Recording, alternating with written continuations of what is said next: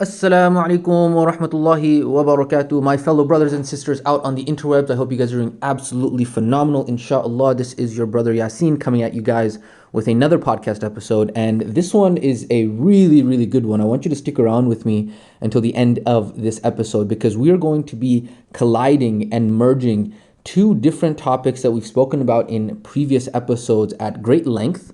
But we're really going to understand how is it that istikhara, that is a very fundamental concept in our deen, right? Seeking istikhara with Allah subhanahu wa ta'ala in regards to any decision that you want to make, and how that actually coincides with the understanding of utilizing data and how to actually make decisions. Because this concept of utilizing data and the importance of utilizing data in your life is one that I've spoken about in a couple episodes ago. You can look it up. It's called the number one tip to not be a failure in life. And then I put there, I think in parentheses, if you don't know this, then you are at a disadvantage or something like that. So it's the number one tip on how to not be a failure in life. And in that podcast episode, I specifically talk about how literally every decision that you make in life, the prerequisite in order for your brain to be able to even make a decision is data, period. Now, what people misunderstand is that their misunderstanding is that that data is only of one type, which that means that there is data that is numerical. There is data that is, quantifiable. However, what people don't understand is that data is of two types. Data is of qualitative data and quantitative data. And qualitative data is one that is not necessarily something that is as numerical. It's something that is a little bit more intangible, right? And so whenever you have certain preferences, right? Whenever you're like for me, for example, the reason that I moved to Dallas was because even though Chicago and New York and, places like in the past when I was in Minnesota, they have great communities, but personally, my preference is I don't prefer the cold. To my surprise, just for you guys who don't live in Dallas, Dallas apparently gets quite cold as well. And so I was like, oh no, I have to move back to Florida. But that's a whole separate topic. So what I'm saying here is that in a qualitative data standpoint, that you do take into account things like emotions and preferences and people's feelings and what is better from an ethical standpoint, from a value standpoint, right? Because numerically, the quantifiable data, the quantitative data may tell you to make a certain decision, right? Hey, I can do this, this, and this, and I can get a 300% return on my money. The data is very clear there. However, from a qualitative standpoint, I have certain values. I will say, no, I cannot do this. I cannot rip somebody off. I cannot cheat somebody. I cannot, I cannot do riba as a Muslim. So there's many qualitative data that must be taken into account before a decision can be made. And so it's not so much that, oh, Yasin is a weirdo kind of guy that he just loves to be able to make decisions on data and he's such a very strict and why does life always have to be like this? The truth is that even for those individuals, even if you want to make a spur of the moment decision, your brain is still utilizing data, you just don't know it. And so it's just a matter of once you can bring to your conscious forefront of your mind that, okay, data is the way that decisions are made, period, then therefore what I can work on is I can actually work on getting better data. I can work on getting more complete data, both from a quantitative and qualitative standpoint. So that way, the quality of my decisions improves. And now I know I'm summarizing this a little bit because you need to have this core understanding. And I would talk about it more in that podcast episode. So I would highly recommend that you go and listen to that. But this is a gist of what is it that the importance of utilizing data in the decision-making process in every aspect of life. Now, why is it important in every aspect of life, right? You might say, okay, hey, Yasin, but all of life is not business.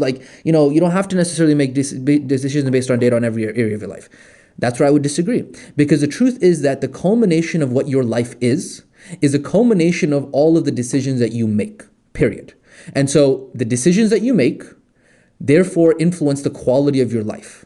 If you do not have the quality of your life that you want, whether that be from an akhirah standpoint or from a dunya standpoint, akhirah in the sense of your connection with Allah subhanahu wa ta'ala, or from a dunya standpoint in terms of your financial stability, in terms of your family stability, right, in terms of the friends that you have, in terms of where you live, all of that is the culmination of the decisions that you have made, period. Now, obviously we can go off into a side tangent and, I'm not going to go too deep into this, but I want to touch base on this, is that this is by the hikmah, the divine hikmah that Allah subhanahu wa ta'ala has given the opportunity for insan to be able to make decision.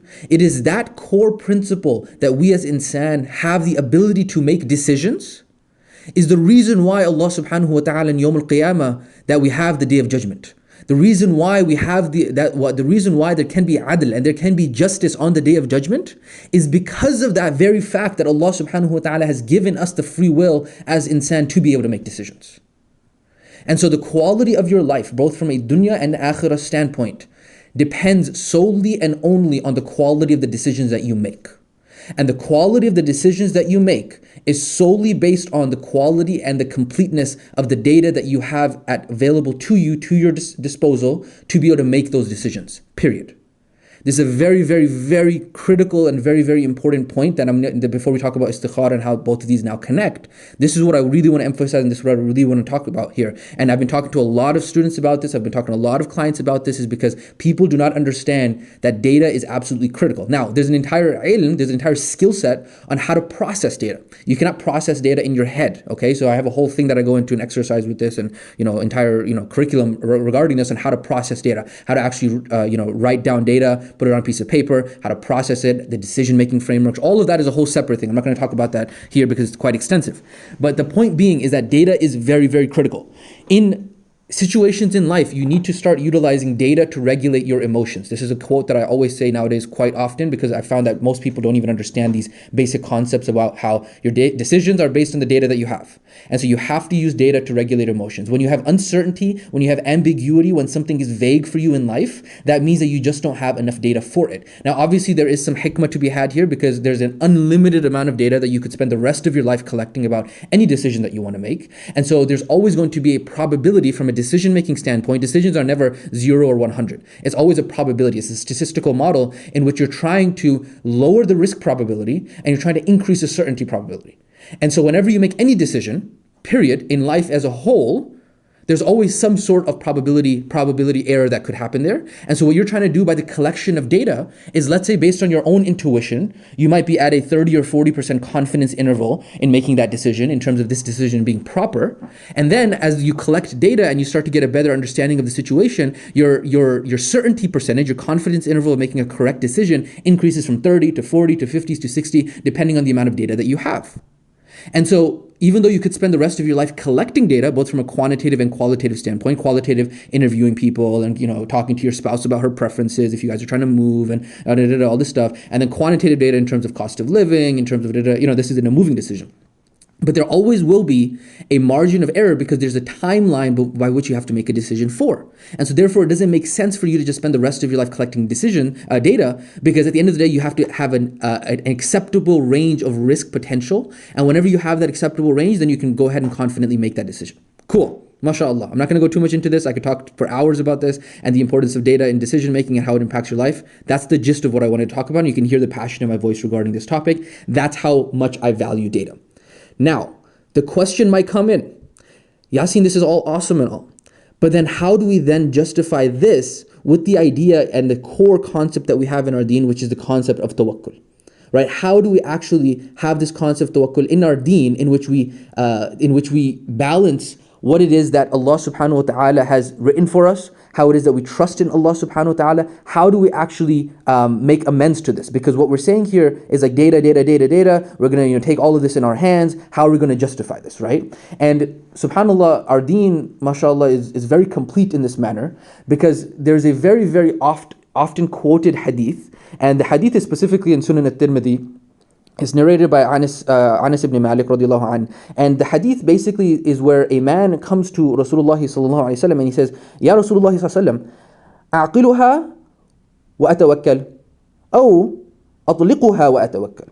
So the man is asking, Ya Rasulullah sallallahu alayhi wa sallam, should I aqiluha, should I tie? And in this context, the camel is not mentioned. So the often what I'm mentioning here is the hadith of, should I tie the camel and have tawakkul, or should I not tie the camel and have tawakkul, right? And so I guess this is a little bit of Deen Ilm. This is not the Deen Ilm Chronicles podcast, but I'll throw in a little bit here just so you guys have a little bit of understanding of this, is that the naqa, the camel, is not actually mentioned in the hadith, just for your reference. However, because of the context, we can understand that the man is speaking about the camel, right? And so then he, sallallahu alaihi wasallam, he replies, aqiluha wa tawakkal. That tie wa tawakkal, and then have tawakkul, right? Now, whether or not the wow here is regarding to thumma, whether or not it's then have tawakkul or is it and have tawakkul, that's a whole separate conversation in regards to understanding hadith. I'm not going to go into that. But the point being is that the statement is aqilha وتوكل. And so the statement is that you tie the camel, aka seek the asbab. Now the asbab is an Arabic term that basically means the means. The asbab is when you seek the means to do something, when you seek the action steps, when you do the work necessary. And then the tawakkul is that you have in Allah subhanahu wa ta'ala, that you have the trust that He subhanahu wa ta'ala is going to take care of the rest. And so our deen is very, very complete in this manner, in that it says that you seek the asbab. You don't just have tawakkul ala Allah subhanahu wa ta'ala and then ba'dha you say, oh khalas, where's my risk, what happened here? No, you take the asbab, aqilha, yani tie it, and then have tawakkul. What does it mean tie here? It means to seek the asbab. Now, subhanallah, that's the concept of tawakkul, okay? So now we've talked about data by itself. We've talked about the concept of tawakkul by itself.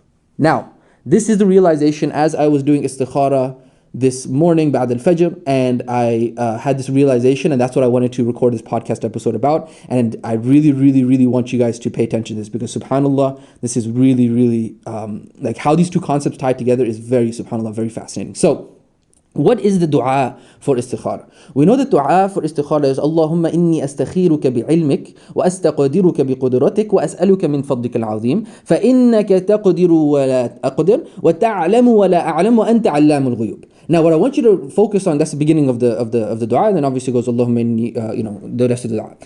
I want you to focus on with me here that Allah subhanahu wa ta'ala, we know the dua is that فإنك تقدر ولا أقدر وتعلم ولا أعلم وأنت علام الغيوب وتعلم ولا أعلم وأنت علام الغيوب. That subhanallah, Allahu Akbar. I'm getting goosebumps just thinking about this. We talk about data. We talk about the necessity of data in order to make good decisions. And we talk about the acceptable range for risk potential when it comes to creating decisions. But even if you were to try and spend the rest of your life in the accumulation of data to be able to make a decision, the point is that at the end of the day, there are an infinite number of data points that you could be collecting. And so, aqilha wa tawakkal, that you tie the camel, you do the data processing, you collect as much data as possible for you, you take the asbab to the highest level. But as an insan, you will, by your very nature, because of your ability to process data, because of your ability to collect data, because of your lack of ability, you don't have the ability to be able to control the universe and have, you're not understanding, you don't have the knowledge of everything that is in the universe. And that is why in the dua of istikhara, when you're saying, Ya Allah, Anta ta'lam, you are the one who knows, wala a'lam, and I do not know. And then look at what is followed up with. وَأَنْتَ عَلَّامُ الْغُيُوبِ. Allahu Akbar. وَأَنْتَ عَلَّامُ الْغُيُوبِ is that you are the one who has the ilm of the things that are unseen. You know all of the data points, subhanahu wa ta'ala. You know all of the data points that not only are the ones that are in the seen, but also the ghaib. You know that the ghaib, for example, in the future, right? The data points could change in the future, right? From a statistical standpoint, you don't know if the data points that you have are even necessarily accurate. They might be accurate for this point given in time, but they may not be accurate in the future.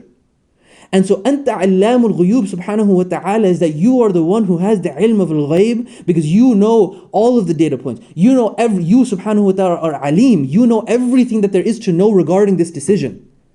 Allahumma in kunta ta'alamu anna hadha al-amr khayrun li fi dini wa ma'ashi wa aqibati amri. That Ya Allah subhanahu wa ta'ala, if you know that this decision is going to be khair for me. Now this decision based on his ilm, not based on your ilm.